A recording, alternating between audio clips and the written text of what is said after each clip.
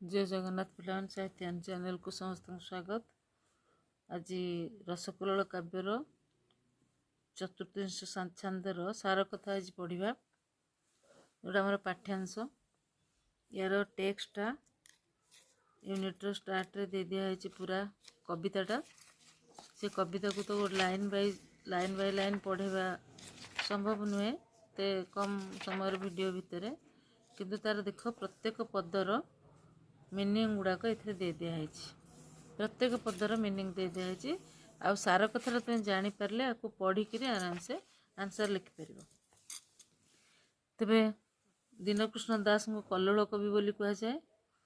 रसकल्लोल तांकर महार्घ सृष्टि तांको कल्लोल कहीं कहुए ना काव्यटी एत सुंदर भाव रचित होती आते रसर एभली भाव व्यवहार ए जहाँ को पाठ कले पाठक हृदय कल्लोलिनी बा झरणा भली गोटे भाव तरंगायित होता है कल्लोलनी सृष्टि हुए हृदय भितर।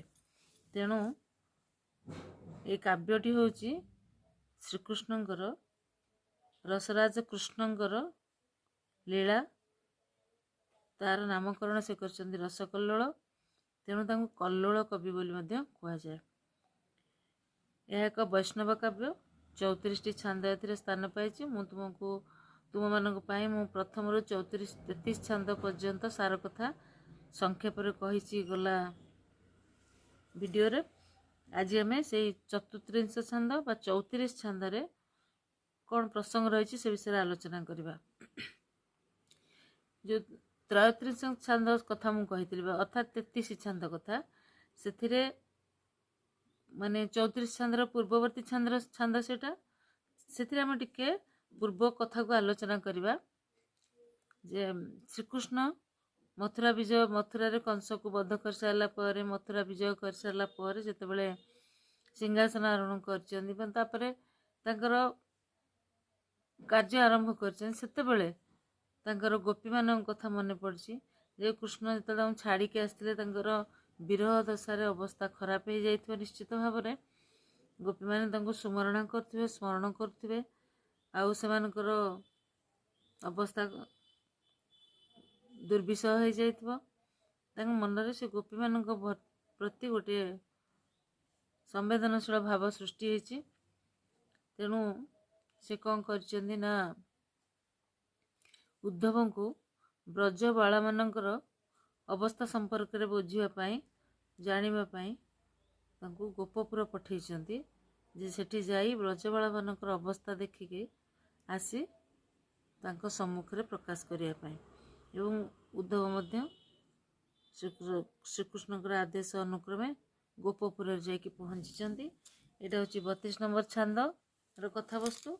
तापर 33 नंबर छांद जो त्रयत्रिंशत् जोटा कहुच्छी से छांदे कौन है उद्धव आ ब्रजबाला मध्य कथोपकथन है संबोधनपूर्ण कथोपकथन है अत्यंत प्राणस्पर्शी और तत्वपूर्ण। कृष्ण प्राप्ति निमित्त हृदय रे सेमानकर असरंती कामना रही से कामना तांको कष्ट देछि आउ उद्धव तांको पचारि अवस्था विषय से माने नारी नारी सुलभ गुण अनुसार से मनर भाव को व्यक्त कर मनस्त्व मनरे कौन चली माने कौन से अनुभव कर विश्लेषण कर उद्धव गोपिका मानकर जो रही भक्ति तथा प्रेम भाव ताहा देखि से आश्चर्यचकित हो जाइछन्ति। तन्मय भाव तन्मय होई से सांत्वनापूर्ण बाणी शुणाई। से कहउछन जे अनंत काल योग साधना करी योगी ऋषि माने जो भगवानଙ୍କର आशीर्वाद पाती नहीं से परम प्रेमिक भगवान गोपांगना सहित लीलाखेला करथिबा यह अत्यंत गौरवर कथा।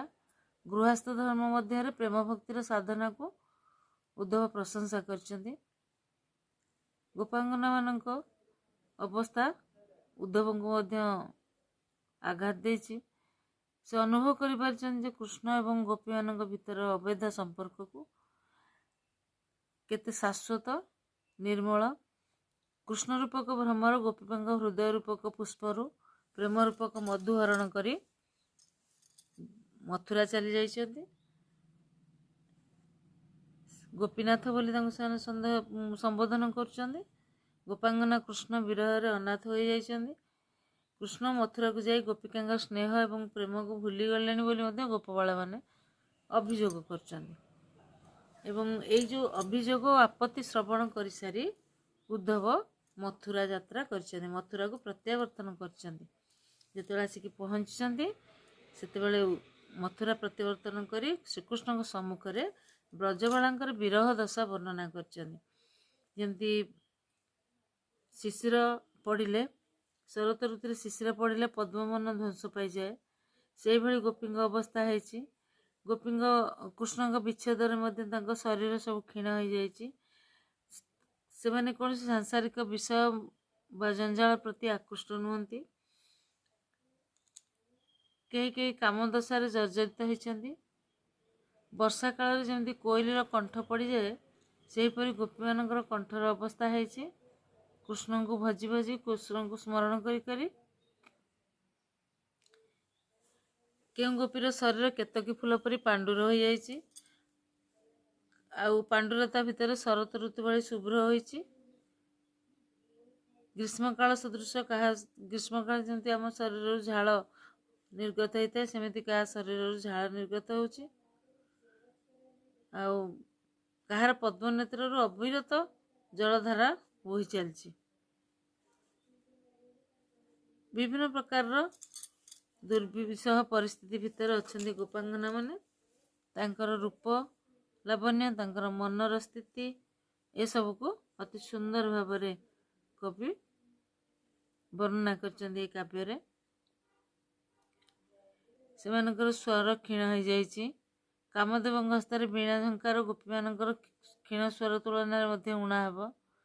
ब्रजबालांकर एपरी विरह विद्रोह दुर्विषह कष्ट आउ खेद असरंती भावना रसराज श्रीकृष्ण को व्यतीत करछि। माने उद्धव जहाँ जहाँ वर्णना कले गोपांगना मान विषय रे ताहा बहुत कष्ट देछि। से ही भाव विनोदिया श्रीकृष्ण मन जो गभीर व्यथा प्रकाश पाई ताकू से क्या आगे प्रकाश करना माने क्या आगे व्यक्त करना। यही समय राति आसी जाइए। देवदेव श्री जगन्नाथ मण हो सारी पढ़ा जाऊँच। प्रातः काल विजय अवकाश दीनकृष्ण मुख दर्शन करी जीवन धन्य कले। यापर कवि रसकल्लोल काव्यर लक्षण एवं विशेषत्व केतोटी पदरे वर्णना करछन्ति। तबे एतिक तार विषय वस्तु उद्धव गोपी मान भितर जो कथा होइछि जे किभଳି भाव से गले किभଳି भाव सहित कथबार्ता हेले केमिति सेठू खबर नहीं आसिले कौन खबर नहीं आसिले आ प्रभु पाखे कौन वर्णना कले से विषय वर्णना ये छांदटी रही। अधिका किसी विषय वस्तु नुहे एटा तो हूँ काव्यर शेष छंद। या कौन से अति बेसी आउ अन्य किसी माने जति कहुई भी यथेष्ट लिखापी अति बेसी कौन सी व्यवस्था पर आवश्यकता नहीं। पाठ प्रसंग अनुसार जी आवश्यक से पढ़ाई आउ जहाँ दरकार ताकू बहिर ये जो रही आमर पृष्ठा बा बहिर मु फोटो दे देती प्रथम से तुम देखि नब। एथिरे काव्यटी तो क अक्षर रचित होइछि। यार भाषा हूँ दिव्य आउ अदिव्य। दिव्य माने हूँ संस्कृत भाषा अदिव्य हूँ प्राकृत भाषा परी असभ्य भाषा नुहे प्राकृत भाषा परी माने प्राकृत आमर जो भाषा रही दिव्य भाषा से तो बहुत उच्च कोटर भाषा ये हूँ साधारण जनतार भाषा। तेणु कह जाए काव्यटी दिव्य अदिव्य शब्द द्वारा रचित है। आउ कौन अच्छी ଏହି କାବ୍ୟରେ ଅନେକ ପ୍ରସଙ୍ଗ, ବିଭିନ୍ନ ପ୍ରକାର ପ୍ରସଙ୍ଗର ବର୍ଣ୍ଣନା ରହିଛି। ଏଇ ଯେମିତି କ୍ଷୀରକୁ ମନ୍ଥିଲେ, ଏ ଦହିକୁ ମନ୍ଥିଲେ ସେଥିରୁ ଲହୁଣୀ ବାହାରେ, ସେହିଭଳି କ୍ଷୀରସିନ୍ଧୁ ରୂପକ କାବ୍ୟକୁ ଯଦି ଜ୍ଞାନ ରୂପକ ମନ୍ଦର ପର୍ବତ ସାହାଯ୍ୟରେ ମନ୍ଥନ କରାଯାଏ ତାହେଲେ ରସ ରୂପକ ଅମୃତ ଜାତ ହୋଇପାରିବ ବୋଲି ଏଠି କବି ବର୍ଣ୍ଣନା କରିଛନ୍ତି। এই କାବ୍ୟ ଯେଉଁମାନେ କୃଷ୍ଣ ଭକ୍ତ ଆଉ ଗୋପୀ ଭକ୍ତର ଅନୁପ୍ରାଣିତ ସେମାନଙ୍କ କଣ୍ଠର ଭୂଷଣ ସ୍ୱରୂପ, ଆଉ ଯେଉଁମାନେ କପଟି କୁଚକ୍ରୀ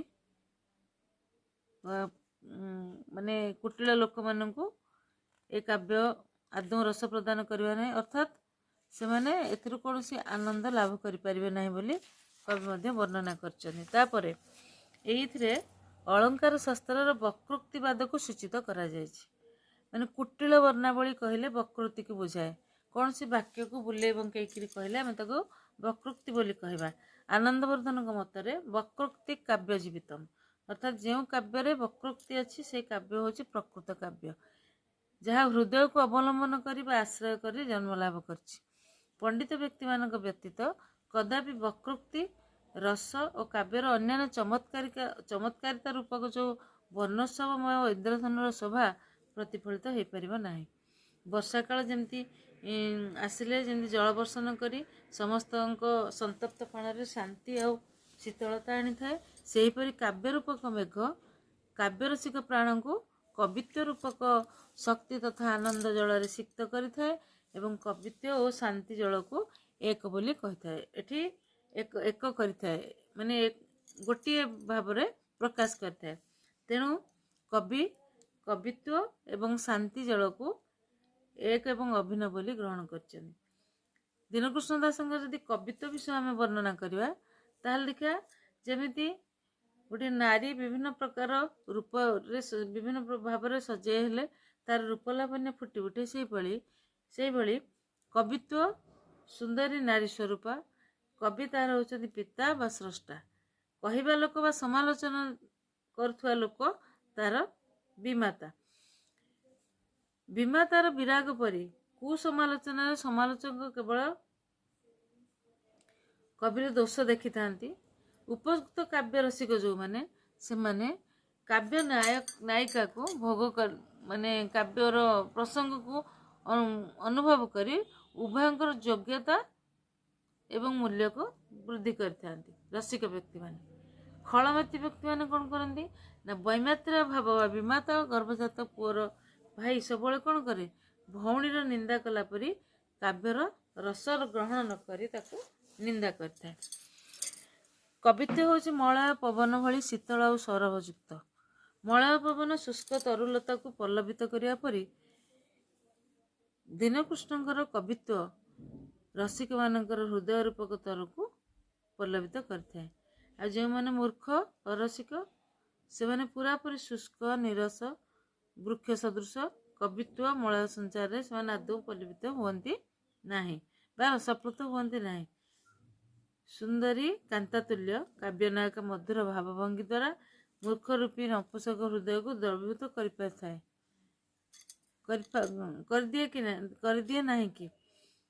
ଏହାଦ୍ୱାରା କବି ପୁଣି ପ୍ରଶ୍ନ ନିଜେ ନିଜେ କହୁଛନ୍ତି ଯେ ଏହି କାବ୍ୟ ଯେକୌଣସି ପାଠକର ହୃଦୟକୁ ନିଶ୍ଚିତ ଭାବରେ ରସାନ୍ୱିତ କରିପାରିବ। କାବ୍ୟ ରସ ବା କବିତ୍ୱ ରୂପକ ରସ ହେଉଛି ସମ୍ପୂର୍ଣ୍ଣ ଶୁଦ୍ଧ ଗୋକ୍ଷୀର ପରି। ଗୋକ୍ଷୀର ଶ୍ରଦ୍ଧା ବା ଅନୁରକ୍ତି ରୂପକ ଶବ୍ଦର ଅଖଣ୍ଡ ମିଶାଇ ଯେଉଁ ବ୍ୟକ୍ତି ପାନ କରିବ ସେ କେତେକାଂଶରେ ତାହାର ମଧୁରତା ଜାଣିପାରିବ। ଦୁଧରେ ଖଟା ମିଶିଲେ ଯେମିତି ଦହିରେ ପରିଣତ ହେଇଯାଏ ବା ଖଟା ହେଇଯାଏ, ସେହିପରି ମୂର୍ଖ ବ୍ୟକ୍ତିର କୁସମାଲୋଚନା ରୂପକ ଦହିରେ କବିତ୍ୱ ରସ ନଷ୍ଟ ହୋଇଯାଇଥାଏ। କବି ରସବାଦକୁ ଏଠି କ'ଣ ପ୍ରାଧାନ୍ୟ ଦେଇଛନ୍ତି।